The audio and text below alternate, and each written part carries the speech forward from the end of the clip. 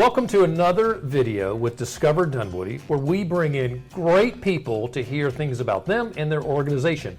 I am Mark Galvin, the Director of Marketing here at Discover Dunwoody, and we have a great guest with us today. We have Wayde Broughton, who is the Director of History with the National Bowling Association. Wayde, welcome. Thank you, Mark. So glad you're here with us. I mean, it's an honor to be here, just to be looked at and talked about. You know? Well, we're going to talk about you a lot today. Well, actually, we're going to let you do a lot of talking today because we're going to learn about the National Bowling Association.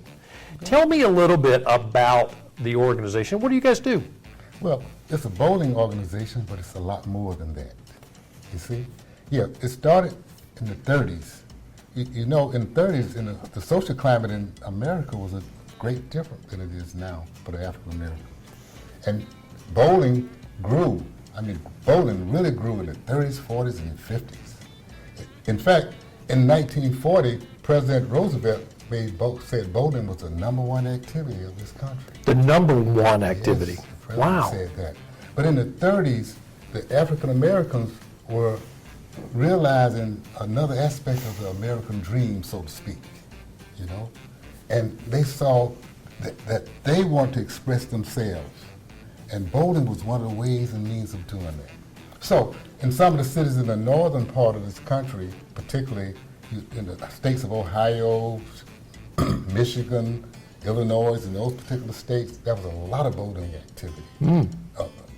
But the problem was the African American bowlers was limited. They did not have access to the bowling centers. The American Bowling Congress did not allow them to be members because it had clauses in its constitution. The American Bowling Congress, as well as the WIBC, was the Women in the National Bowling Congress. They both had clauses in their constitution which denied African American involvement.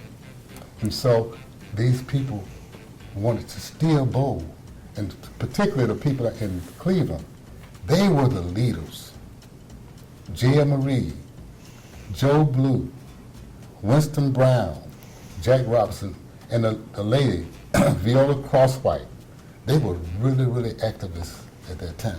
And so these folks that you just mentioned, are they the founding members of the National Bowling Association? Absolutely. And so it started in Cleveland. And you said, what year was that? 1939. That's when it started, but this activity began in the early 30s. Wow. Okay, good. Because there was bowling leagues, but the problem is they were so limited. In Cleveland, they had 2 lanes they could bowl on. And they had a bowling league with 6 teams bowling on 2 lanes. Only 2 lanes? Only 2 lanes. Each team had 5 members. Can you imagine? It took a little while, didn't it? They stood in line a little bit. Oh, my goodness. And then you had Toledo, Cincinnati in Ohio, same activity. Chicago, the same thing. Detroit, pretty much the same thing. Limited access, limited bowling facilities. So what is the goal of the association today? Because things have changed a lot since those times. What do you guys try to focus on today? Bowling obviously is the basics of the organization. But what it has done, it has grown itself and expanded itself. It has what we call a youth program. We call one part of it is JP and SP, junior program, it's a youth program. And what that program does is provide scholarships every year. Wow. In fact, we're talking about 14 scholarships a year. Fantastic. Under that program, you have what we call the Celebrity Bowl, where we have different people who come and bowl. In fact, one of the, you've heard of Motown. Sure. Motown, Barry Gordy's brother was named Fuller Gordy. He was one of the celebrities that would bowl in the Celebrity Bowl. So the celebrities come in and they bowl with the young people, which helps grow the engagement of the young folks. I love that. A local celebrity, Gladys Knight, a guest. In fact, we even had former President Barack Obama, when the tournament was in Chicago, 1997. Oh, that's terrific. Yes, in the Celebrity Bowl. Oh, I think that's awesome. So that's part of it, part of the current activity is to reach out into the community and have positive impacts. Bowling, yes, we bowl, but we also have a social impact, and you have a cultural impact you have to look at. And we use bowling as the, if you will, the magnet that draws that.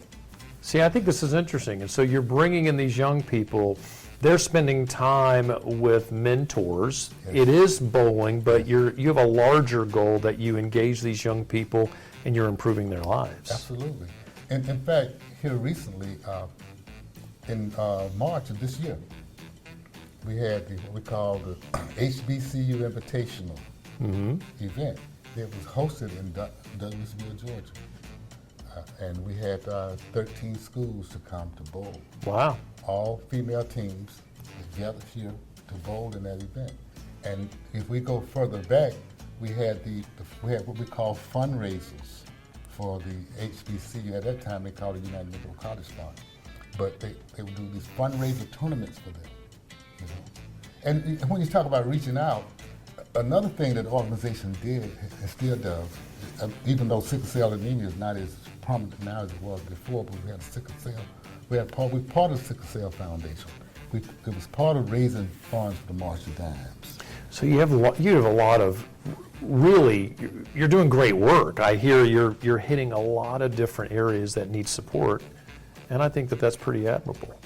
I think that's fantastic. Well, I want to shift. I want to go late. I want to go deep into history if I can totally shift gears with you. You okay with that? Okay. There's a connection between bowling and the Egyptians. Can you explain that? Wow. Yes, that's interesting, but it's truly a connection.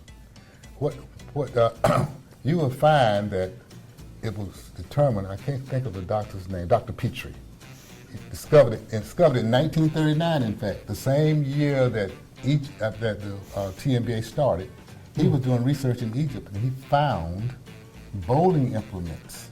And the estimated age of those implements was about 5,000-6,000 years ago. You're kidding. I'm serious. And they was bowling, and what they had at that time was 9 pins, not 10, 9 pins and a ball. And they had pictures of the actual lane. The bowling lane was made of stone. Wow. The lane was stone. And you know the connection of Egypt. Egypt was in western, if you will, northeastern Africa. That's where bowling started. Wow. And bowling went from there to Germany and then around the world. And it come here to the United States. In 1700s, I believe, they're still using 9 pins to bowl. And but what happened was, it had something to do with, I don't want to misquote, but anyway, it was 9 pins. And bowling was outlawed. 9 pins was outlawed. And and I have to ask, so 9 pins doesn't make it was a triangle. A triangle. Was it a diamond or it was still a triangle? It was more of a diamond. Okay. Because what it was that in Egypt it was more of a religious type of thing. You know, it had to do with what they call the Ennead. The main god and the 4 pairs of gods. 1 main god and 4 pairs is 9. That's where the 9 came from. And so that's why it was outlawed. It was something about Actually, religion? Not to cut you off, but no, it was outlawed because I can't remember the name of the organization, but they outlawed it because they said it was irreligious, because people were drinking, getting drunk, and having a party in the bowling and playing 9 pins. So 9 pins was outlawed, and somebody came up with this wise thought. Let's make it 10 pins. Let's make it 10 9 pins. pins outlawed, 10 pins was not. And let's get rid of drinking and all the partying that goes with bowling. Yeah. Well, I love that. I think that's really, really interesting. All right. But that's the connection. That's our connection. It's a DNA connection, I call it. I think that's really interesting. Well, one of the reasons that you're here in Dunwoody, Georgia, is you're bringing a program to Dunwoody. When are you guys coming to town? We come in May 2023. May of 2023. And when you're in Dunwoody, what will you do? We will have bowling. We will have what we call a junior roll-off tournament. We will have a celebrity bowl. We will have a king and queen contest. We would have a golf tournament. Oh, okay. At a bowling tournament now. Yeah. We will have a golf tournament. And when you play golf, when you play golf at a bowling tournament, you still use the little white balls Yes. for golf. Okay, good. Just was curious about we that. still use a small. So you're doing a great thing. You're bringing, the association comes together, and you hold these are annual events. Is that right? Annual events. Oh, So our good. annual tournament and convention will be here in Dunwoody. In fact, this Dunwoody has attracted, the bowlers all over the country are excited. Oh, good. come. So why Dunwoody? Dunwoody, well, if I may brag a little tap, I was one of the people that really pushed it. Oh, good. At the convention, we had a convention in Dallas, and I pushed it. And what I said to the convention delegates was, y'all need to, I use the word y'all need to come and look at Atlanta, metropolitan Atlanta. That's what I said. Good. Now. And as a result of some of that, maybe some of it that had to do with the church. And But Dunwoody, excuse me, cutting you off, but Dunwoody okay. is ideal too for a bowling tournament because this side of town provides so many amenities that they know, the bowlers know. These bowlers check things out, okay? They check it out before they already know. They're well-traveled. Yeah, right now, the last 3 days have already filled for the tournament. goodness As of gracious. this moment. Wow, that's great. Now, here in Dunwoody, we don't necessarily have a lot of bowling alleys here proper. Do you use a wider area for the bowling? Yes, we're working with Bolero lanes, Okay. Bolero bowling court. Good. And so right now we have Marietta lanes, Dunwoody lanes, I think it's Norcross, Okay. Chambly, and there's another. But all the Bolero. Good. lanes. So you'll be based in Dunwoody, and then you use the different lanes. Now, MJ, Mike Jackson, who is our director of sales, said they're no longer called bowling alleys, they're bowling centers. Correct. Right? So you're going to the bowling centers around the Atlanta area. Yes. That's yes. great. So you've got all these folks that are coming into Atlanta. How far are they coming from? Are they in the southeast? You said you were recently in Texas. Are they just from Texas? Where do they come in from? They're coming from coast to coast, Wow. north, south, east, and west. Some from Bermuda. We might even get 2 or 3 from Hawaii. Wow. That's fantastic. Have you guys ever been Canada as well. Canada? All right, so North America. In North America. Have you ever had an event out in Hawaii? No, there's a plan. The organization is divided into 4 regions, and we are in the southern region. Okay. Right now, but the western region, each region has a what we call a regional all events tournament. The western is planning to do a Hawaii event, November 2023. Oh, good. Well, let me know about that. I'll have to go. So, one of the things that I hear with a lot of associations and groups that they're always trying to get young people involved. Is that important to the TNBA? And if so, what are you guys doing to get them engaged? And you mentioned a little bit about this before, but what are you guys doing today? Okay, first of all, young people involvement is huge because they are future leaders. You got to keep anything going. You got to keep doing. Right. You got to keep. It's just like a family. You raise your children. Mm-hmm. All the young people are like the children of TNBA, and we are all current members of the parents. We have to reach and nourish them and encourage them and inspire them to become involved and do things. And in fact, they bring another whole new creativity to They the do. platform. You see, and so we have to embrace that, and we are definitely embracing that. In fact, in the organization, we do have a youth program. We have what we call a youth leadership program, where we choose every year anywhere between 4 and 10 youth from around the country to come to the convention and take part in the convention, evaluate, and to provide their input. Those are preparing them for future leadership. Oh, I love that.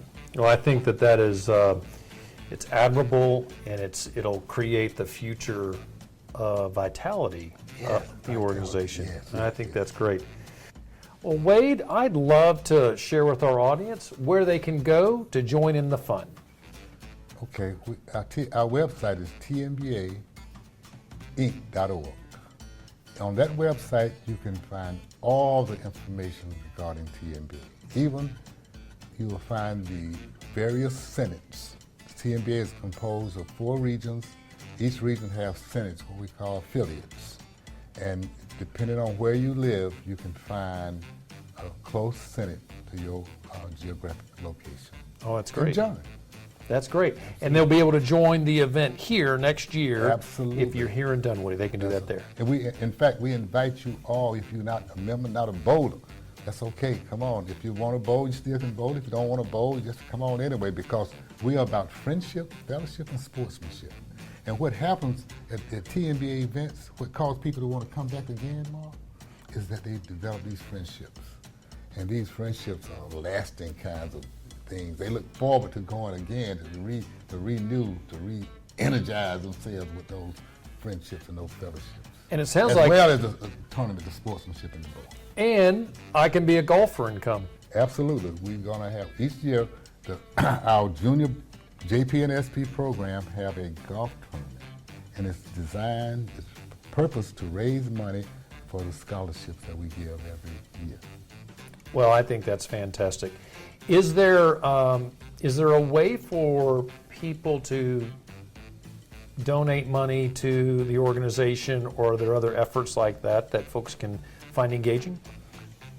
Yes, but the primary one is, again, through the JP and SP, but we have other avenues through which you can engage to do that. Basically, just go to the website. Good. When you go to the website, you'll see all the different possible ways and means of engaging yourself. Fantastic. with the organization. Well, you have one that you enjoyed, and I think you started, and it has something to do with bricks. What about that? Oh, yeah. What we have is what we call the History Brick Walk.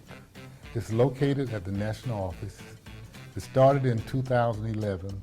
The idea is to build enough revenue to put a museum at the national office. Great. So what we have been doing is encouraging our members and friends and associates to purchase a brick to help us put this museum at the national office. Because see, the thing about it is TNBA, organization 83 plus years old, okay? But it still, in a sense, is not known beyond its bowling. Mm-hmm. It's known for bowling, yes, we bowl, but it's much more than that. As I said a few seconds ago, the friendship, the fellowship, and the sportsmanship. And that carries it. I mean, if you talk to people who've been involved in this organization for years and years, that's what they would tell you. That's the first thing. It's about friendship. More than bowling.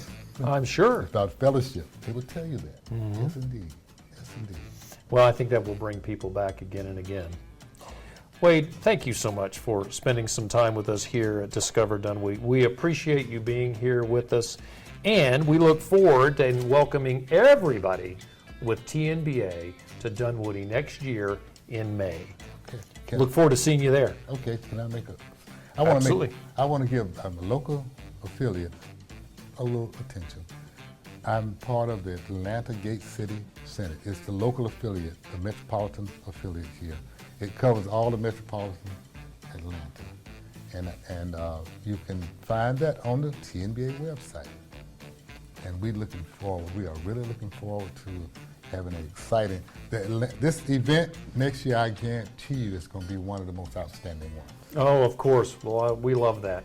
Well, Wayde, again, thank you so much for spending some time with us. Remember this, all of you watching, if you want more information on TNBA, it's tnbainc.org. We'd love for you to check them out. If you'd like to learn more about Discover Dunwoody, you can find us at discoverdunwoody.com. I'm Mark Galvin. For Wayde, we're so glad that you were watching today. We look forward to seeing you again soon.